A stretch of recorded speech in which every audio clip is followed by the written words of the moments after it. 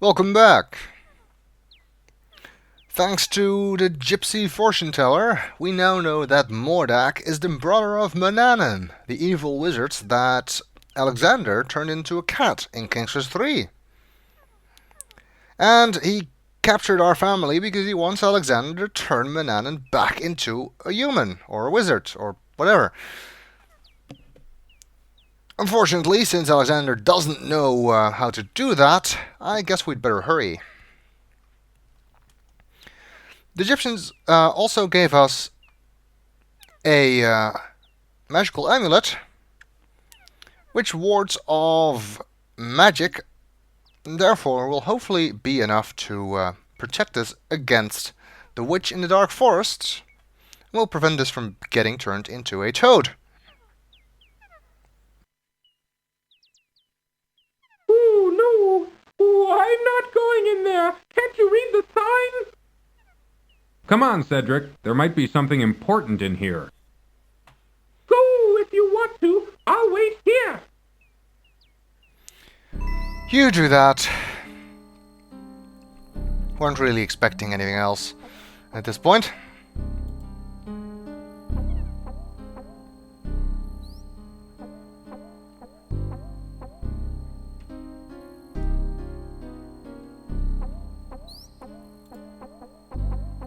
Hey, the witch isn't showing up at all. Usually shows up on the screen. Not this time, it seems. The rocky, rutted footpath staggers its way through the oppressive forest to the north or to the west. Yeah, it's not a very friendly looking place. And I guess all these toads are people that the witch transformed.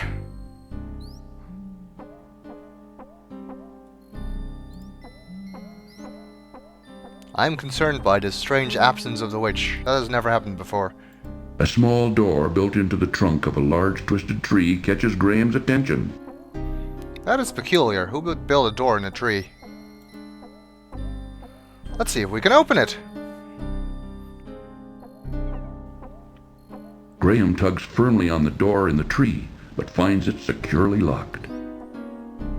Well, so much for that idea.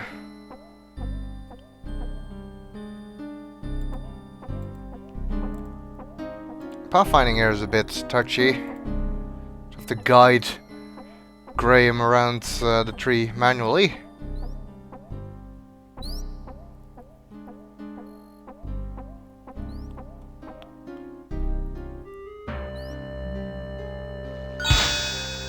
Yikes!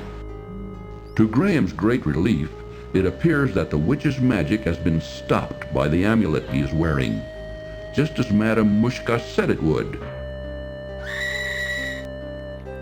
And the witch is not pleased by that. Though she may look like an ancient old woman, this witch is really very powerful, and much too strong to be shoved aside by a mere man, as she staunchly defends her bridge. Okay. What are you doing in my forest, young man?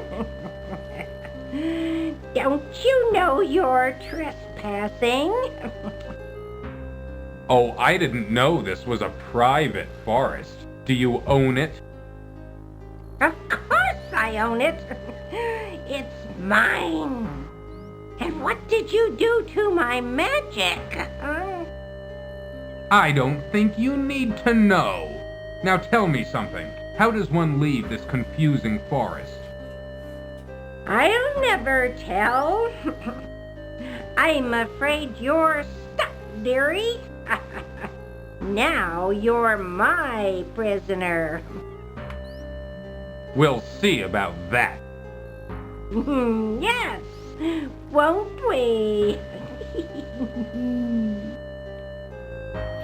Even though we technically haven't found out yet that we're trapped here, the witch is unfortunately right. You cannot leave the forests by the same way you came in.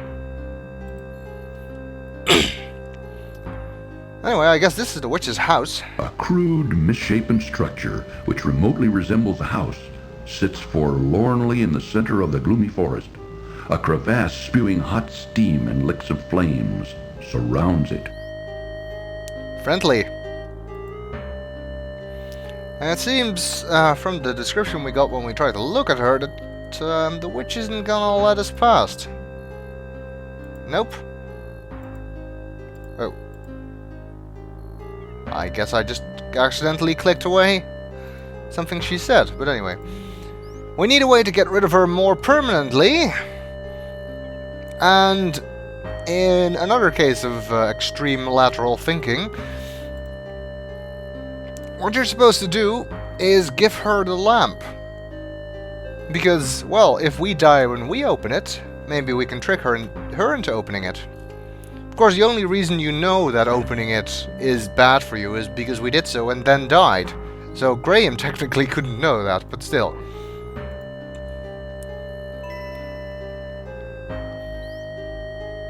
What's this?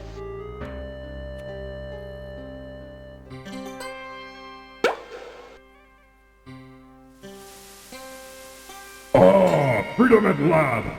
Now you spend the next 500 years in a bottle.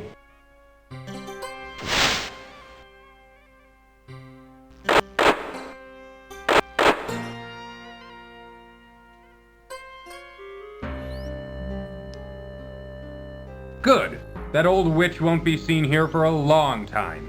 But now, how to get out of this dreadful forest?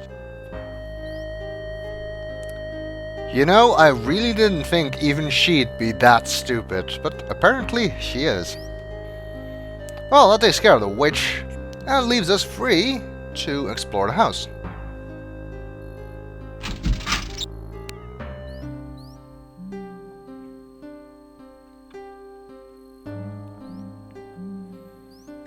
Strange looking place. The old witch's house has been crudely fashioned from an old tree trunk and salvaged stone.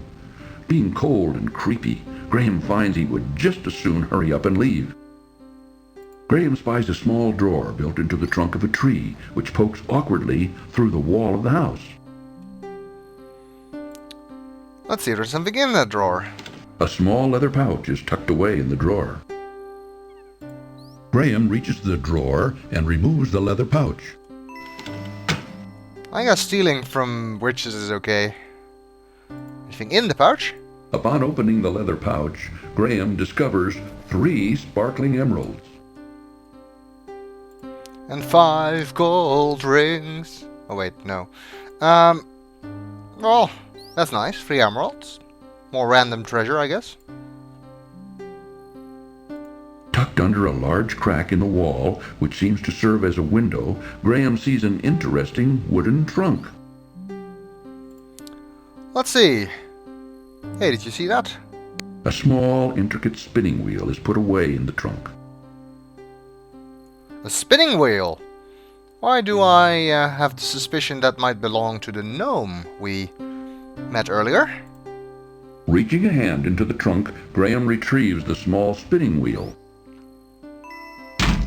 Maybe he would be interested in trading his marionette for the spinning wheel. There keeps being a glint of yellow from this lamp. An interesting incense burner hangs from a protruding tree branch. Occasionally, from within it, a tiny glint winks. What's this? Why, it's a little key. A key? For a magical door in the land of Kalima? No. Again, no. It is a tiny brass key. Perhaps it is for the door in the tree that we saw earlier.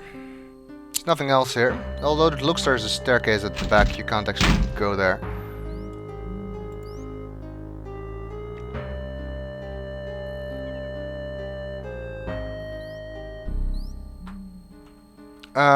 Actually no, I want to go back to the tree.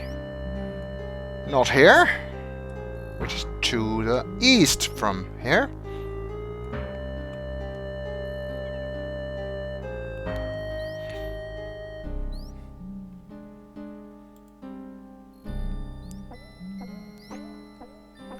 Too bad that defeating the witch didn't turn all of these people back into people. Assuming, of course, that these toads are all people she transformed, which I suppose is a safe assumption. I guess the prince we saw must count himself lucky that he didn't get transformed into a toad. Graham finds that the little key fits perfectly in this lock. Graham is charmed to find a little golden heart inside the door of the twisted old tree. It's the Weeping Willow's heart! Reaching into the little door of the tree, Graham extracts the little golden heart. And again they repeat the Weeping Willow's theme to clue you in of the origin of this heart. It's quite a nice touch. A golden heart. The small heart is made of pure gold. Okay, now we need to get out of this forest. I don't know what the fuss is about. I mean, we can just take the same way we came in, right?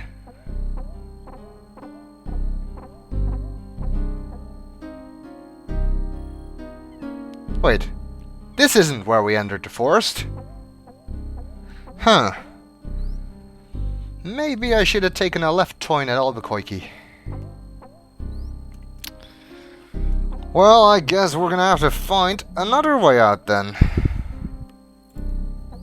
A root-rutted path stumbles its way east, west, and north through the dark and gloomy forest.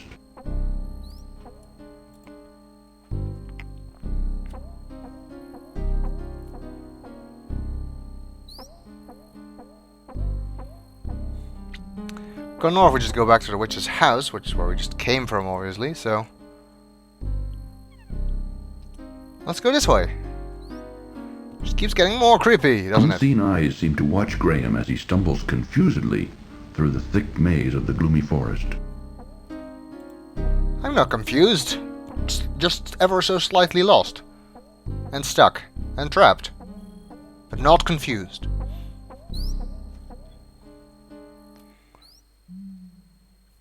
Hey, here we have seen eyes spying on us. Peering curiously at him through the heavy foliage of the dark forest, Graham notices several pairs of bright, blinking eyes. That's damn peculiar. We're gonna have to find out who is watching us in the next video.